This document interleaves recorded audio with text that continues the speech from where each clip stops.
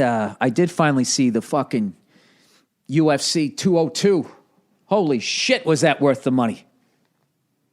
I don't give a fuck if the next 3 UFC, well, I'd give a shit 3. If the next 2 stink, I don't give a fuck. That's how good 202 was. That was just, and of course, I don't know the names, and I don't know shit about fighting. You know, I gotta admit, even like when I watch, I'll watch, what's his face there, the Burger King guy. Why do I always forget his fucking name?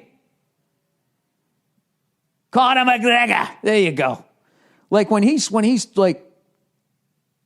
fucking doing his press conferences, which is just an amazing performance.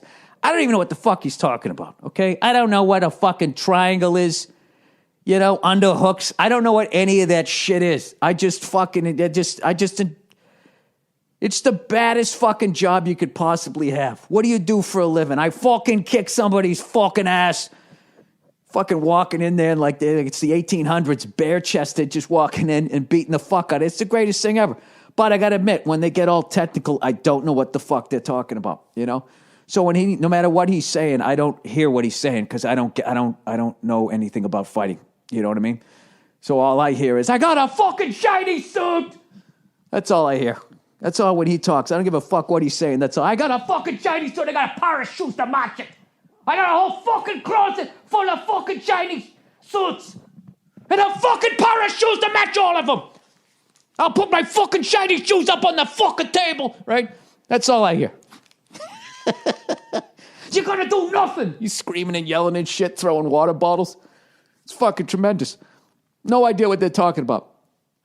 And Nate Diaz reminds me of every fucking dude I ever had detention with and went to summer school with, right? That fucking dude who he wouldn't crack. Even if he knew you did it, he wouldn't say shit, right? So I'm liking both of them. So I finally sit down, right? I got a fucking shiny suit. Walk down the street. There's a fucking guy with a fucking shiny pair of shoes on. And I'm not going to lie to you. I was rooting for Nate. All right?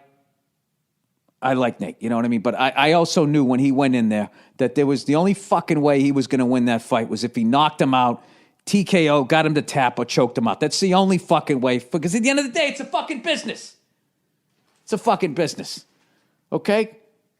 And nobody makes that money like Conor McGregor. When he comes fucking, I got a fucking pair of shoes to match every fucking... So when he starts fucking going off and all the money he's got, coming in there looking like $1 million, and then those fucking Irish guys, ole, ole, ole. That's the sound of fucking billions of dollars just raining down on the UFC. You gotta knock the guy out, or it's fucking over. So the fucking fights start. He starts kicking Nate in the fucking leg. Every one of those, I was just going, I would quit. I would quit again. I would write an apology to his entire family for stepping into the fucking... And Nate's just, you know, taking him. You're seeing the back of his fucking leg is getting bruised up. It's fucking brutal. Just the sound of it. Right? Anybody else have an older brother and you're just laying on the couch and you're watching Deputy Dog or some shit? He just comes over and just punches you. He's not a pro. He's just your asshole older brother, and he punches you in the side of the leg. That was it. Your day was over. This guy's taken a professional foot to the fucking leg like 50 times, it seemed, in the first round. Anyways, he got knocked down 1 or 2 times in the first round, so obviously he loses that one. All right? Then gets knocked down in the second round. And this is how I saw the fight. And this is somebody who has not ever had a professional fight and lost his last amateur bout in the 7th grade and got beat up by a girl in the 3rd grade. So you know that you have to take what I'm saying seriously. I thought from the second half of the second round, halfway through the second round, as most people say, to the end of the fight, I mean, I thought Nate pretty much won the fight. You know? It's the problem was he got knocked down the first half of the second round, so you're going to lose that round. All right? But he definitely won round 3. I thought he won round 4, and I thought halfway from round 4 to the end of round 5, Conor McGregor was going for this country stroll and kept looking at the fucking clock, and his mouth was hanging open, and Nate just kept coming. I mean, at one point he was walking away for the 10th time, and Nate's giving him the finger and shit. Where the fuck are you going? But I don't know. At the end of the day, Nate was bleeding like a fucking sieve. I think a lot of that's just because he's got all that scar tissue and shit. He always ends up bleeding. But the fucking guy is like a maniac. The more he bleeds, the more he bleeds, you can't kill it. He moves forward. He just keeps going forward. So, I don't know. I would have been surprised even though it was for Nate, if they actually said Nate won the fight, I would have been shocked if they gave it to him. Because he did get knocked down 3 times. And also Conor McGregor makes him all that fucking money. But when they gave it to Conor, it also didn't feel right, you know? And you know something? Conor talks shit afterwards. He goes, surprise, surprise.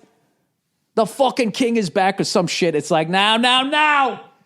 You looked a little nervous when they went to the judges. You did not look confident whatsoever. So don't fucking do that shit now. So unbelievable fucking fight. This is somebody who knows nothing about fighting, but I know when I see an unbelievable fight. So thank you to both of them. And I can't wait for the fucking third one.